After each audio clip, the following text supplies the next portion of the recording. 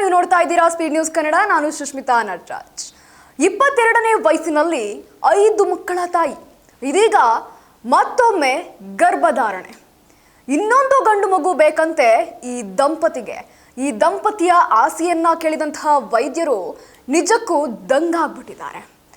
ಗಂಡು ಹೆಣ್ಣು ಎಲ್ಲ ಟೈಮಲ್ಲೂ ಸಹ ಸಮಾನ ಅನ್ನುವಂತಹ ಮಾತು ನಮ್ಮ ಭಾರತದ್ದು. ಅದೇ ರೀತಿಯಾಗಿ ಹೆಣ್ಣು ಮಕ್ಕಳು ಯಾವುದರಲ್ಲೂ ಸಹ ಗಂಡು ಮಕ್ಕಳಿಗಿಂತ ಕಡಿಮೆ ಇಲ್ಲ ಅನ್ನುವ ಮಾತು ಪದೇ ಪದೇ ಸಾಬೀತಾಗ್ತಾಲೇ ಇದೆ. ಸರ್ಕಾರ ಕೂಡ ಹೆಣ್ಣು ಮಕ್ಕಳಿಗಾಗಿ ಅನೇಕ ರೀತಿಯ ಯೋಜನೆಗಳನ್ನ ಜಾರಿಗೆ ತರ್ತಾ ಇದೆ. ಹೆಣ್ಣು ಮಕ್ಕಳನ್ನ ಎತ್ತವರು ಯಾವತ್ತೂ ಸಹ ಅವರು ಹೊರೆ ಅಂತ ಭಾವಿಸಬಾರ್ದು ಅಂತ ಹುಟ್ಟಿದಾಗಿಂದ ಹಿಡಿದು ಅವರು ಮದುವೆ ಆಗಿ ಮನೆಗೆ ಹೋಗುವವರೆಗೂ ಸಹ ಎಷ್ಟಾಗುತ್ತೋ ಅಷ್ಟು ಯೋಜನೆಗಳನ್ನ ಪರಿಚಯಿಸ್ತಾನೆ ಇದೆ ನಮ್ಮ ಸರ್ಕಾರ. ಆದರೂ ಸಹ ಕೆಲವರು ಮಾತ್ರ ಇನ್ನು ಗಂಡು ಮಗುವಿನ ಮೋಹದಿಂದ ಹೊರ ಬರೋದೇ ಇಲ್ಲ ಅಂತಾನೆ ಹೇಳ್ಬೋದು. ಅವರಿಗೆ ವಂಶ ಬೆಳೆಸೋದಷ್ಟೇ ಮುಖ್ಯ. ಅದಷ್ಟೇ ಮುಖ್ಯವಲ್ಲದೆ ಅವರು ಏಜ್ ಆದಾಗ ಅಥವಾ ಏನಾದ್ರು ಬಿದ್ದಾಗ ಎದ್ದಾಗ ಮಗ ಮಾತ್ರ ಅವರಿಗೆ ಆಧಾರವಾಗಿ ನಿಂತ್ಕೊಳ್ತಾರೆ ಅನ್ನುವಂತಹ ಮನಸ್ಥಿತಿ ಇಂದಿಗೂ ಸಹ ನಮ್ಮ ಸಂಸ್ಕೃತಿಯಲ್ಲಿ, ಇಂದಿಗೂ ಸಹ ನಮ್ಮ ದೇಶದಲ್ಲಿ ಇಂದಿಗೂ ಸಹ ಮುಂದುವರ್ಕೊಂಡು ಬಂದಿದೆ. ಅದೇ ರೀತಿಯಾಗಿ ಈ ಘಟನೆಗೆ ಒಂದು ಉದಾಹರಣೆ ಅಂತ ಅಂದರೆ ರಾಜಸ್ಥಾನದಲ್ಲಿ ಇರುವಂತಹ ಒಬ್ಬರ ದಂಪತಿ. ಇಲ್ಲಿ ಕೇವಲ 22 ವರ್ಷದ ಮಹಿಳೆ ಈಗಾಗಲೇ 5 ಮಕ್ಕಳಿಗೆ ಜನ್ಮವನ್ನು ನೀಡಿರ್ತಾಳೆ. 6ನೇ ಮಗುವನ್ನ ಗರ್ಭದಲ್ಲಿ ಇಟ್ಕೊಂಡು ವೈದ್ಯರ ಬಳಿ ಬಂದಿರ್ತಾಳೆ.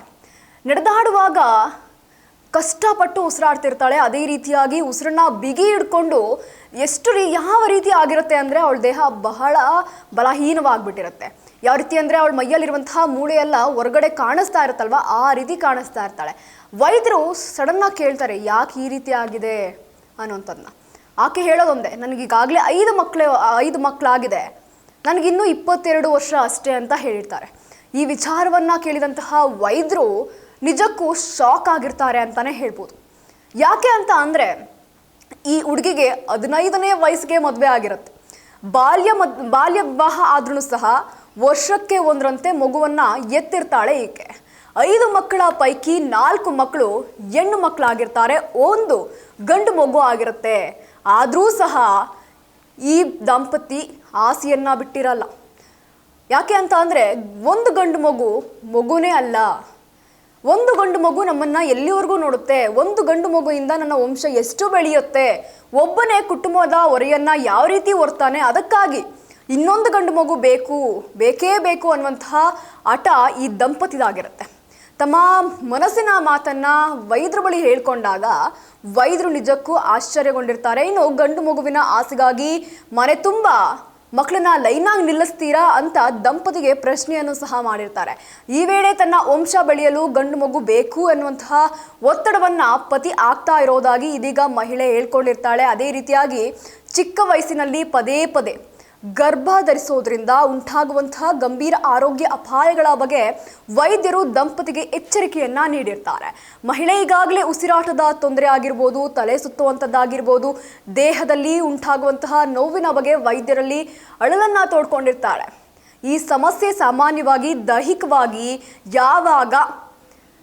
ದೈಹಿಕವಾಗಿ ಕುಗ್ತಾ ಹೋಗ್ತಾರೋ ಆ ಸಮಯದಲ್ಲಿ ಕಾಣಿಸ್ಕೊಳ್ಳುತ್ತೆ. ಇನ್ನು ಮುಖ್ಯವಾಗಿ ಪದೇ ಪದೇ ಗರ್ಭಧಾರಣೆ ಮಾಡೋದ್ರಿಂದ ರಕ್ತಹೀನತೆ ಮತ್ತು ನಿಕಟ ಅಂತರದ ಗರ್ಭಧಾರಣೆಯಿಂದ ಉಂಟಾಗುವಂತಹ ಪೌಷ್ಟಿಕಾಂಶದ ಕೊರತೆಯಿಂದಾಗಿ ಈ ರೀತಿ ಎಲ್ಲ ಕಾಣಿಸ್ಕೊಳ್ಳುತ್ತೆ ಅನ್ನುವಂಥದ್ದು ವೈದ್ಯರು ಈ ದಂಪತಿಗೆ ತಿಳಿಸ್ತಾರೆ. ಹೀಗಾಗಿಯೇ ಅದೇ ರೀತಿಯಾಗಿ ಮುಂದುವರ್ಕೊಂಡು ಬಂದಂತಹ ಮಹಿಳೆ ಮುಂದೊಂದು ದಿನ ಪ್ರಾಣಕ್ಕೆ ಅಪಾಯ ಉಂಟಾಗ್ಬೋದು ಅನ್ನುವಂತಹ ಎಚ್ಚರಿಕೆಯನ್ನು ಕೊಟ್ಟಿರ್ತಾರೆ ಡಾಕ್ಟರ್.